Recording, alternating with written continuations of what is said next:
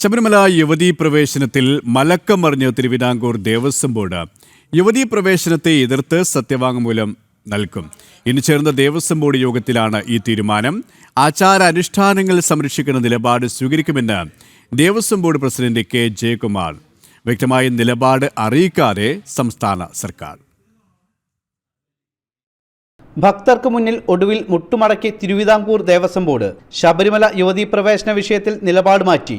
ആചാരം സംരക്ഷിക്കുന്ന നിലപാടെടുക്കുമെന്ന് ഇന്ന് ചേർന്ന തിരുവിതാംകൂർ ദേവസ്വം ബോർഡ് യോഗത്തിൽ തീരുമാനം. യുവതീ പ്രവേശനത്തെ എതിർത്ത് സത്യവാങ്മൂലം നൽകും.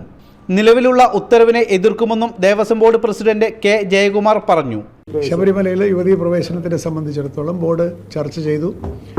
ബോർഡിന് അതിനകത്ത് ആശയക്കുഴപ്പമൊന്നും തന്നെ ഇല്ല. നമ്മുടെ ബോർഡ് തിരുവിതാംകൂർ ദേവസ്വം ബോർഡ് രൂപീകരിച്ചിരിക്കുന്നതും ആ നിയമം അനുസരിച്ചും ക്ഷേത്രങ്ങളെയും ക്ഷേത്രാചാരങ്ങളെയും പരിരക്ഷിക്കുക എന്നുള്ളതാണ്.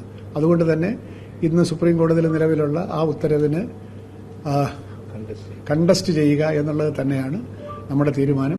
അവിടെ കാലാകാലങ്ങളിലായിട്ട് നിലവിൽ നിന്ന് സ്ത്രീ പ്രവേശനത്തെ സംബന്ധിക്കുന്ന ആചാരങ്ങൾ നിലനിർത്തുക എന്നുള്ളതാണ് ബോർഡിന്റെ സുചിന്തിതമായ അഭിപ്രായം. അത് കോടതിയെ അറിയിക്കാൻ ഭക്തർക്കൊപ്പം നിൽക്കുന്ന നിലപാടാണ് ദേവസ്വം ബോർഡിന്റേതെന്ന് ദേവസ്വം ബോർഡ് അംഗം കെ രാജുവും ജനം ടിവിയോട് പ്രതികരിച്ചു.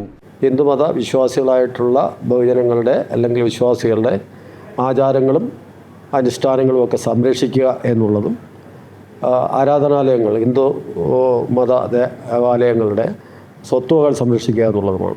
അപ്പോൾ അതിൻ്റെ അടിസ്ഥാനത്തിൽ ആക്ടിൻ്റെ അടിസ്ഥാനത്തിൽ തന്നെ ഞങ്ങൾ ചർച്ച ചെയ്ത് അംഗീകരിച്ചുള്ള റെസൊല്യൂഷനിൽ പറയുന്നത് ആ ആചാരങ്ങൾ നിലനിൽക്കണം എന്നാണ്. യുവതീ പ്രവേശനത്തിന് അനുകൂലമായി സുപ്രീം കോടതി വിധി വന്നപ്പോൾ ദേവസ്വം ബോർഡ് എതിർത്തിരുന്നില്ല. യുവതികൾ ആചാരം ലംഘിച്ച് ശബരിമലയിലേക്ക് കടന്നു കയറുമ്പോഴും ദേവസ്വം ബോർഡ് എതിർപ്പുമായി രംഗത്തെത്തിയില്ല.